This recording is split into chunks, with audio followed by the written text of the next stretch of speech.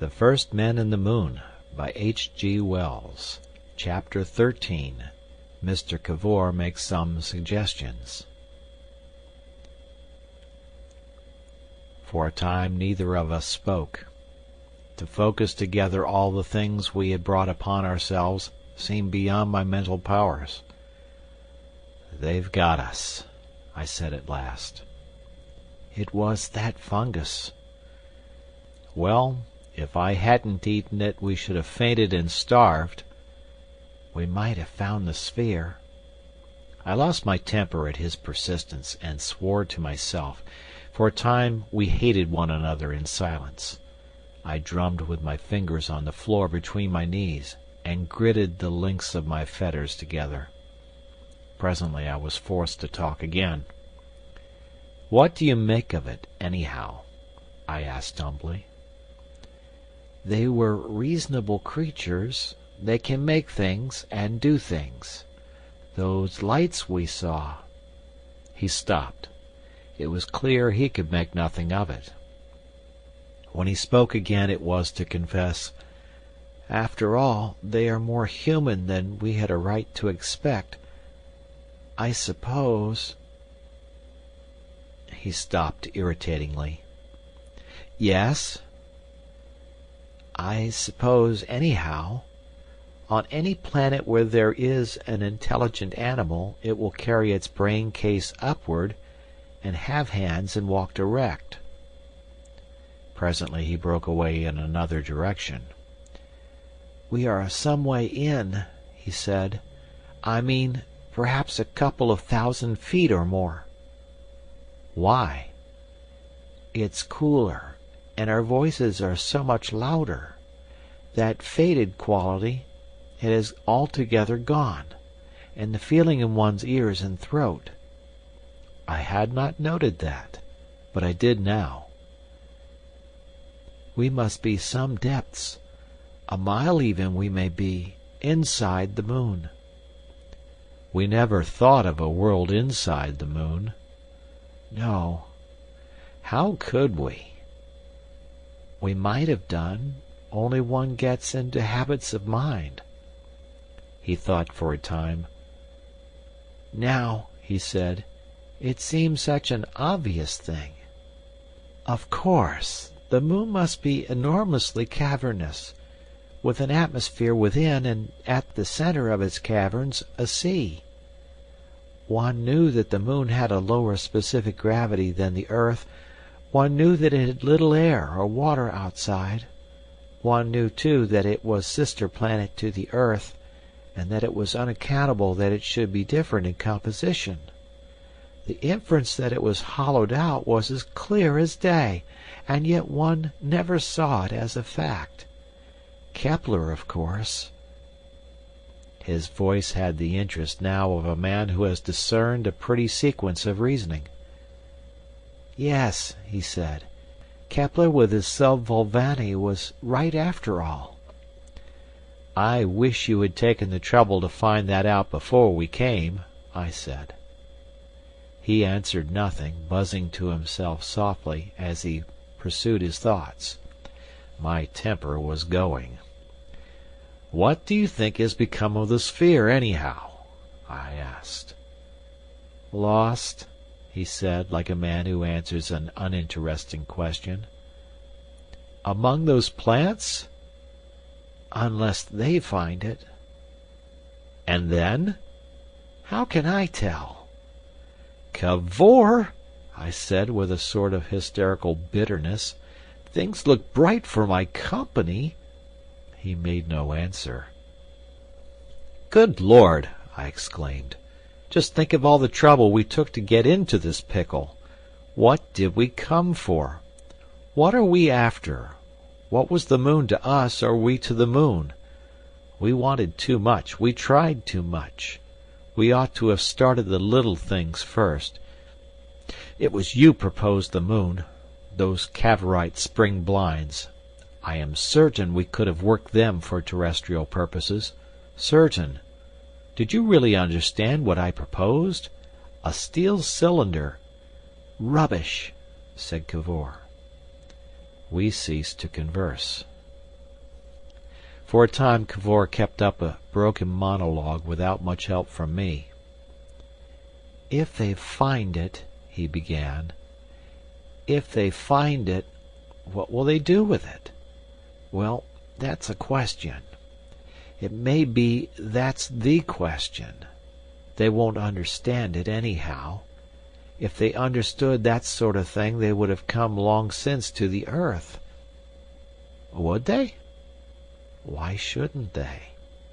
"But they would have sent something. They couldn't keep their hands off such a possibility." "No. But they will examine it.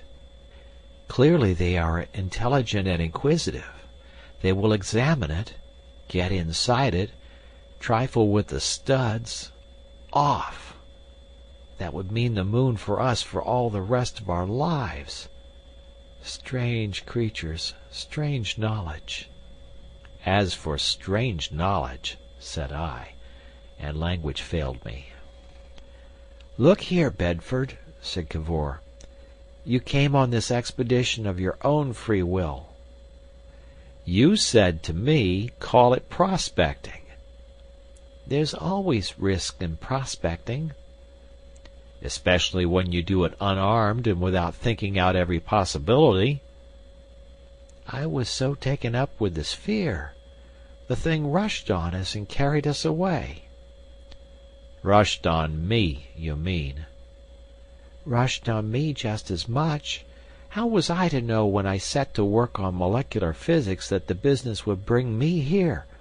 Of all places!" "It's this accursed science!" I cried.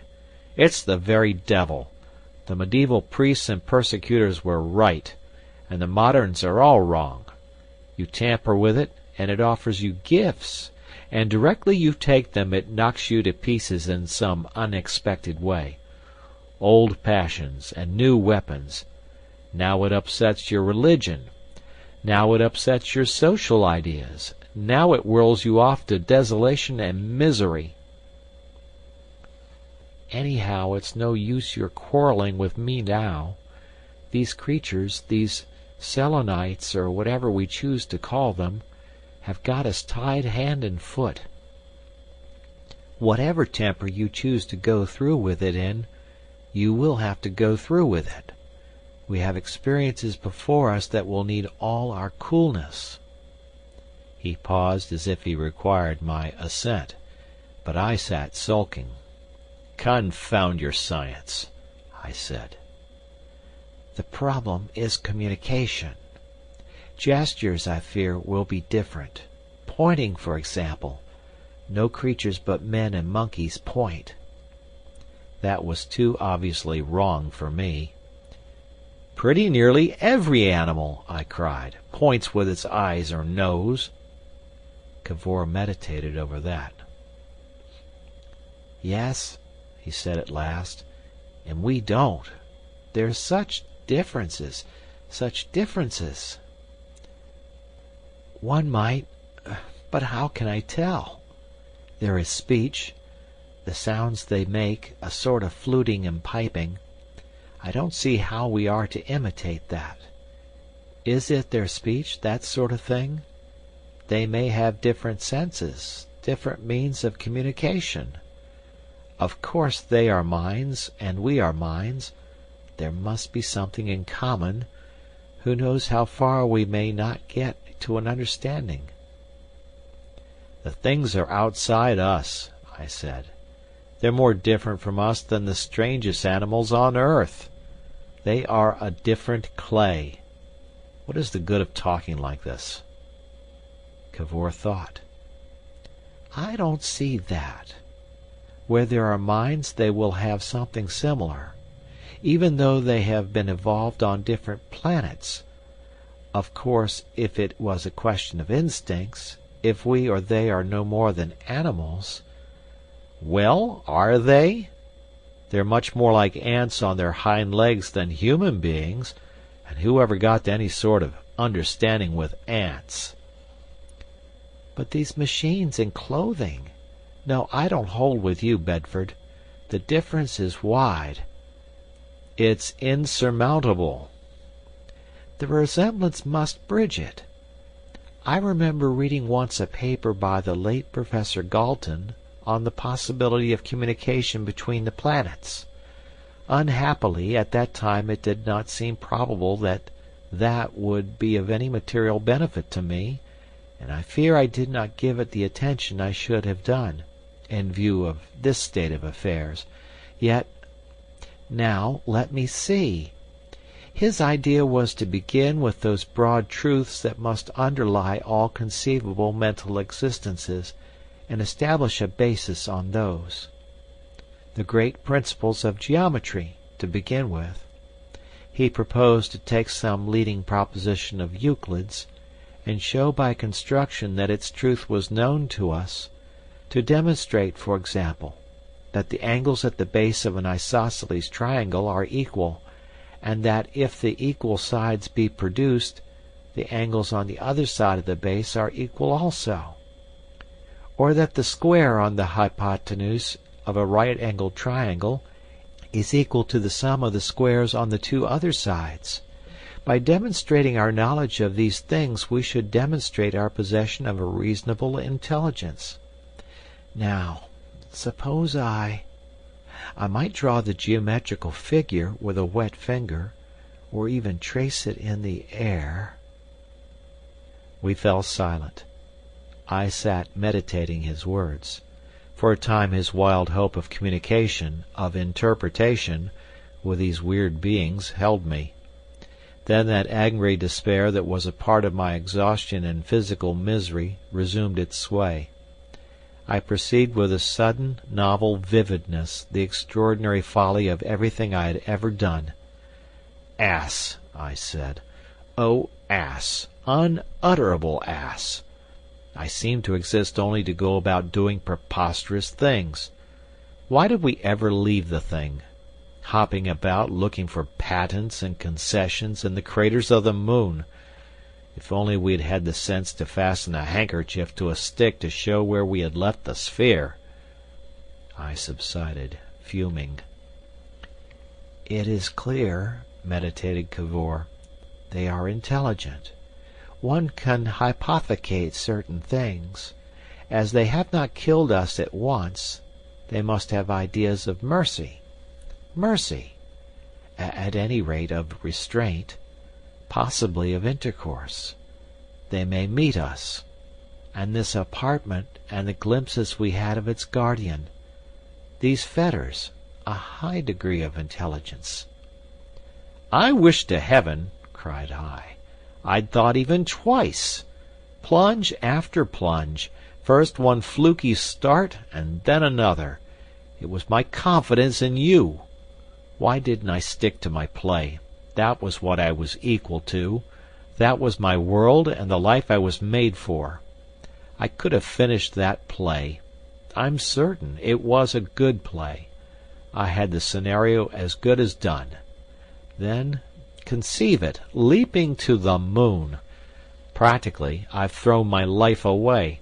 That old woman in the inn near Canterbury had better sense." I looked up and stopped in mid-sentence. The darkness had given place to that bluish light again. The door was opening, and several noiseless Selenites were coming into the chamber. I became quite still, staring at their grotesque faces. Then suddenly my sense of disagreeable strangeness changed to interest. I perceived that the foremost and second carried bowls. One elemental need at least our minds could understand in common.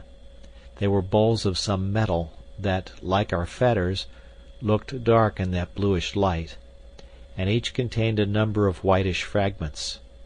All the cloudy pain and misery that oppressed me rushed together and took the shape of hunger. I eyed those bowls wolfishly, and though it returned to me in dreams, at that time it seemed a small matter that at the end of the arms that lowered one towards me were not hands, but a sort of flap and thumb, like the end of an elephant's trunk. The stuff in the bowl was loose in texture, and whitish-brown in colour, rather like lumps of some cold souffle, and it smelt faintly like mushrooms. From a partially divided carcass of a mooncalf that we presently saw, I am inclined to believe it must have been mooncalf flesh.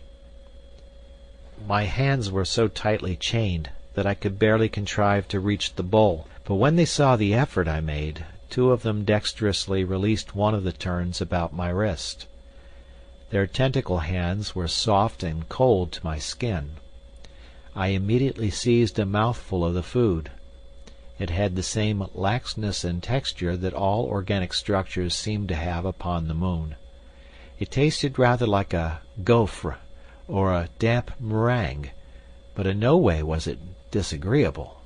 I took two other mouthfuls. "I wanted food," said I, tearing off a still larger piece. For a time we ate with an utter absence of self-consciousness. We ate, and presently drank like tramps in a soup kitchen. Never before nor since have I been hungry to the ravenous pitch, and save that I have had this very experience I could never have believed that, 250,000 of miles out of our proper world, in utter perplexity of soul, surrounded, watched, touched by beings more grotesque and inhuman than the worst creations of a nightmare, it would be possible for me to eat in utter forgetfulness of all these things. They stood about us watching us, and ever and again making a slight elusive twittering that stood to suppose in the stead of speech. I did not even shiver at their touch, and when the first zeal of my feeding was over, I could note that Cavor, too, had been eating with the same shameless abandon. End of chapter.